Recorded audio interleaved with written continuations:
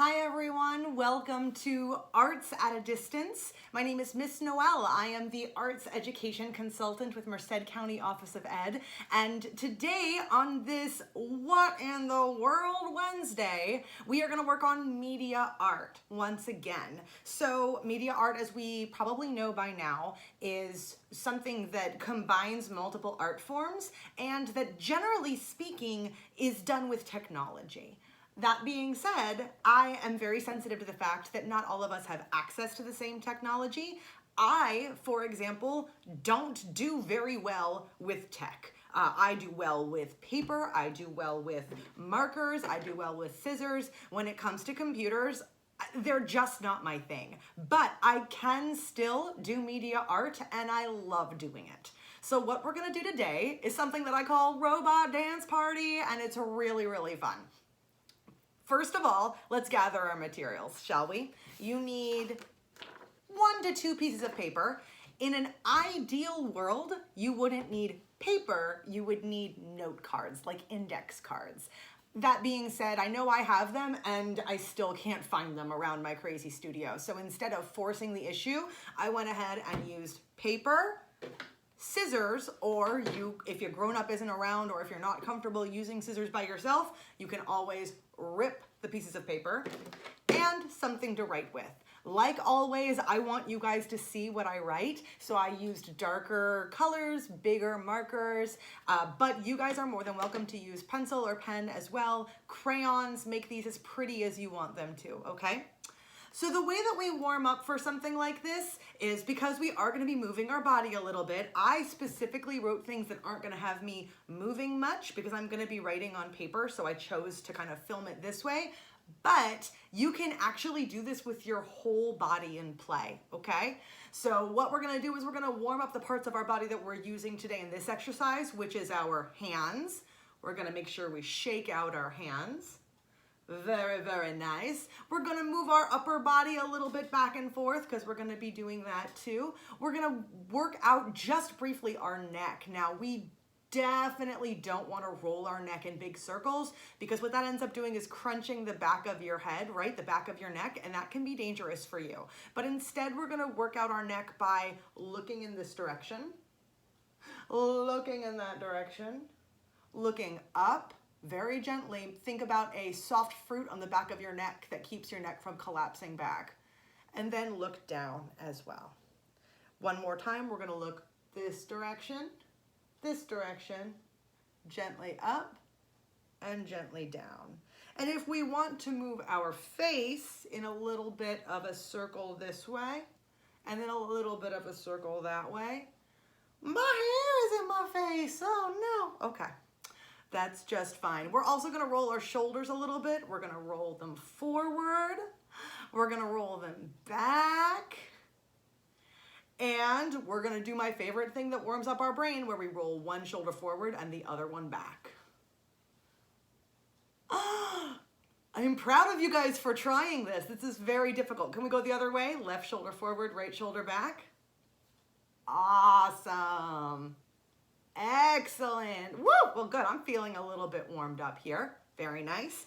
So the way that Robot Dance Party works, you have to have an understanding of the general rules of what we would use coding. When you are coding something, which you can find some really good resources for this on mcoe.org/distance learning, you can find my particular content area, and you can find some really cool websites in there in the media arts page that are kind of an introduction to the idea of coding as it exists in a simplified world. What that is placing instructions in a row to be able to give to a computer or an application or something like that. So the way that we simplify this in our Robot Dance Party is that we are gonna make specific movements for our robot to do, okay? The robot being ourselves, whee! So the way that we're gonna start out with this is we are gonna take our pieces of paper and we're gonna create 4 cards for each of these pieces of paper. I have 2 right here, so we're gonna end up with 8 cards. You're gonna fold the piece of paper in half first, and then in half the other way. just like that. And once you have those obvious, not squares, but rectangles, those 4 quadrants of the paper, you're going to be able to rip or cut them out. That is what is going to create. I'm going to rip these. And rip them again the other way. And that's what's going to create our cards that are going to hold our instructions. So if we are being super control freaks, we want to make sure that our instructions go in a specific way, right? I know you guys have all practiced making sure someone does something exactly the way you want them to do it. Making a peanut butter and jelly sandwich, for example, or folding laundry or something like that. If you don't give instructions super duper specifically, things are going to get a little crazy. But the cool thing about the dance party that we're going to be doing is we're going to get to see the result of when these particular instructions that we're about to create get messed up, okay? Get put into a different order. So first, we have to actually put instructions on these sheets of paper. I am going to, as an example, use stuff like throw your hands up. By writing throw your hands up, I'm going to go whee like that, like I'm on a roller coaster. The other thing I'm going to write is slump down. Slump down, which would look to me like this. Almost like a robot powering down, right? Power back up, move the hair. So if I were to have the cards in the order in which I wrote them, I would see throw your hands up, slump down, which my robot would interpret as but when these orders get mixed up a little bit and I see them this way, slump down followed by throw your hands up, then I'm going to go in the opposite direction. Start with a slump and then move into throwing my hands into the air. So what I've created here is several cards, 8 of them specifically, that already have commands on them. Let's look at what they are. I have look left. I have look right. I have clap once. Clap twice. Look up. Look down. Nod twice.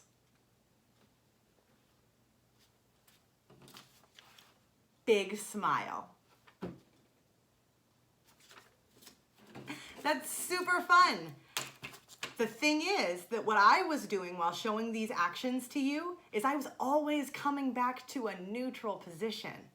What's really fun is when we realize that without that neutral in the middle, when I see look left followed by look right, that instruction to me reads as look to the left, and then when I look in my right direction, I'm facing the front again.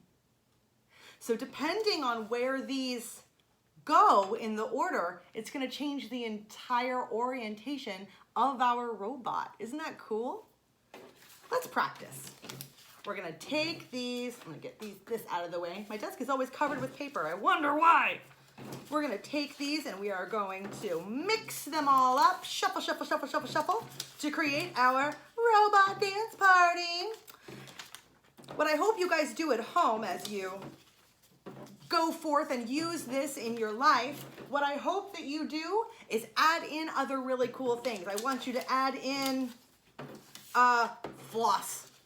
And I want you to add in 2 steps forward or 2 steps back or ballerina twirl. Honestly, anything that you've been learning in a dance class, anything that you've been learning in a music class, anything that you've been practicing with your siblings or your grown-up, all of those things can be used in something like this. The entire point of it is to make sure, all I'm doing is looking to make sure they're all still facing upright. See, this one is different. The only thing you want to do is make sure that you are able to always follow it without coming back to a neutral position, okay? That's what makes your robot really able to work within the structure that we've set. It's a brand new mindset. It's good for your brain to practice. Are we ready? Let's see what we've got. Clap twice. Look left. Clap once. Look down. See how I'm now looking down and to the left? Oh, this is boring. Big smile. But you can't see me because I'm down here. What a shame. Big smile. Look up. Whew. I'm still smiling and I'm still looking to the left. I'm just now looking up. Look right. Now I'm smiling and face up. Nod twice. That is how we play Robot Dance Party. You want to play again? I certainly do. Let's see. Again, we're going to mix up all of these cards. Mix up, mix up. The other thing that I would recommend you doing to bring more people into the fold is to find a grown-up or a sibling or someone else who is willing to play this with you, so that instead of constantly checking the cards, and there can be as many cards as you want, put as many different commands on here as you can possibly think of. But instead of you having to check them yourself, I would strongly encourage you to find a sibling or a grown-up or a friend who is there with you, who can read them for you. And that way all you have to do is hear and interpret the commands.